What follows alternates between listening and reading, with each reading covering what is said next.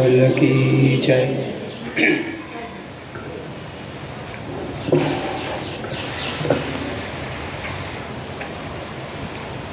स्वस्ति श्री गणेशाय नमः। श्री सरस्वती नमः। श्री गुरुभ्यो नमः। वंशी विभूषिताकरान् नवनीर्दाभातं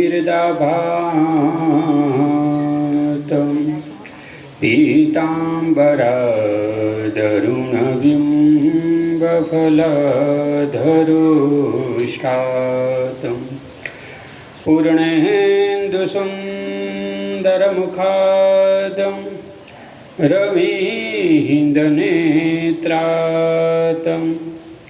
कृष्णात् परम किमपि तत्त्वमहं न जाने। कृष्णात् परम किमपि तत्त्वमहं न जाने। ॐ नमो भगवते वासुदेवाय। बोलो द्वारकाधीश सद्गुरुदेव की जय। ओम नमः पार्वती पतये हर हर महादेव हर।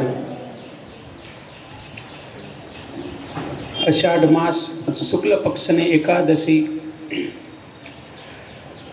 युधिष्ठिर प्रश्न करे छे, हे भगवान कृष्ण, आ अषाढ़ मासना शुक्ल पक्ष में कई एकादशी होय छे, तेनुं नाम अने विधि शुं छे ए जणाववानी कृपा करो। तो भगवान श्री कृष्ण कहे छे कि राजन, आ एकादशीनुं नाम हरिशयनी एकादशी, जेने देवशयनी एकादशी पण कहेवाय। आ एकादशी महान पुण्य आपनारी छे, स्वर्गलोकનું સુખ આપનારી છે। નિષ્કામ ભાવથી જો વ્રત કરવામાં આવે તો મોક્ષને અપાવે છે। જે મનુષ્ય એકાદશીનું વ્રત કરે તેના સર્વ પાપો તુરંત નાશ પામે છે।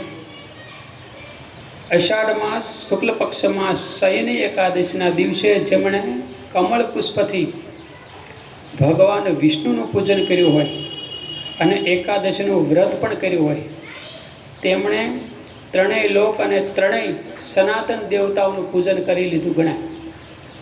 ત્રણેય સનાતન દેવતા કોણ? તો કે બ્રહ્મા, વિષ્ણુ અને મહેશ। સનાતનનો અર્થ થાય છે સદાકાળ રહેનાર।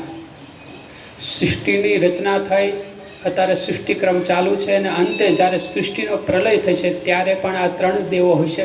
કયા? તો કે બ્રહ્મા, વિષ્ણુ, મહેશ। તો કમળ પુષ્પથી વિષ્ણુ ભગવાનનું પૂજન કરવામાં આવે અને એકાદશીનું વ્રત કરવામાં આવે તો એને આ ત્રણેય દેવોનું પૂજન કર્યાનું ફળ મળી જાય।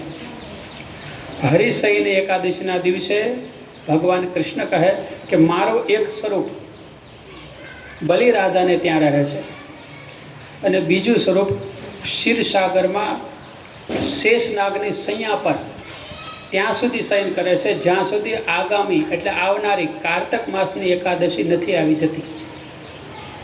ભગવાન કહે કે એક સ્વરૂપ બલિરાજાને ત્યાં અને એક સ્વરૂપ ક્ષીરસાગરની સૈયા પર શેષનાગ ઉપર છે। કેટલો સમય? તો કે કાર્તક મહિનાની એકાદશી આવે ને ત્યાં સુધી। તેથી અષાઢ માસ શુક્લ પક્ષની એકાદશીથી લઈ કાર્તક માસ શુક્લ પક્ષની એકાદશી સુધી મનુષ્યએ સારી રીતે ધર્મનું આચરણ કરવું।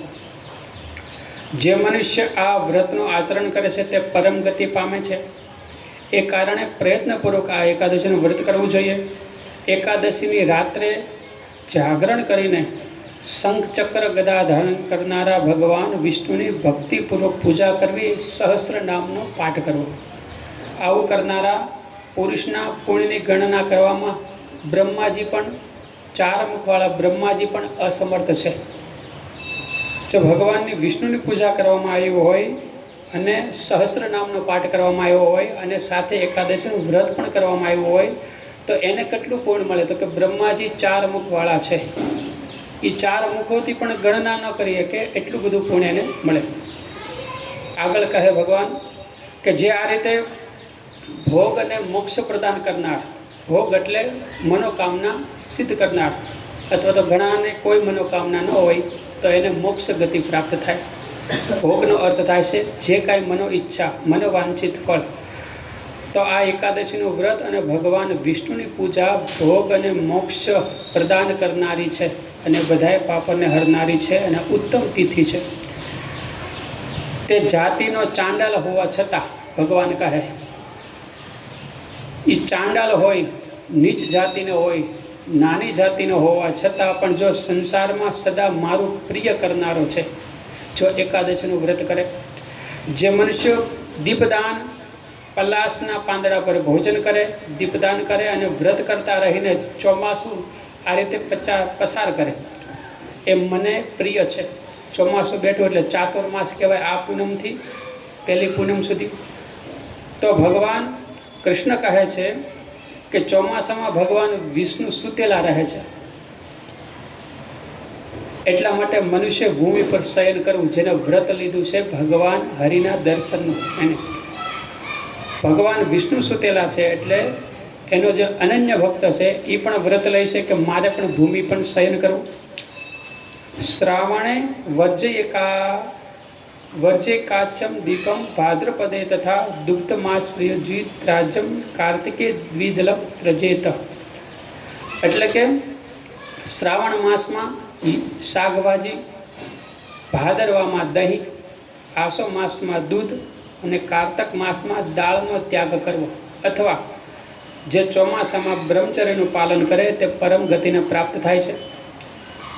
આ એકાદશીના વ્રતથી જ મનુષ્ય બધાય પાપોથી મુક્ત થઈ એને કાયમ અક્ષય સુખ પ્રાપ્ત થાય છે. તેથી દરેક એકાદશીનું વ્રત કરવું જોઈએ. ક્યારેય પણ ભૂલથી પણ એકાદશીનું વ્રત છોડવું નહીં. જે અનન્ય ભક્ત છે તેને તો દેવશયની અને પ્રબોધિનીની વચ્ચે જે કૃષ્ણ પક્ષની એકાદશી હોય, ગ્રહસ્થીઓને માટે એ વ્રત રાખવા યોગ્ય છે. બીજા માસોની કૃષ્ણ પક્ષની એકાદશી ગ્રહસ્થે રાખવા યોગ્ય નથી હોતી. શુક્લ પક્ષની એકાદશી બધી પાળવી.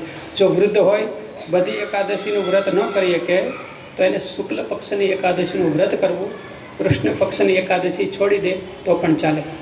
ઇતિ શ્રી સ્કંદ પુરાણે અષાઢ માસે શુક્લ પક્ષે હરિશયની એકાદશી સમાપ્ત. બોલો બાલ કૃષ્ણ લાલ કી જય.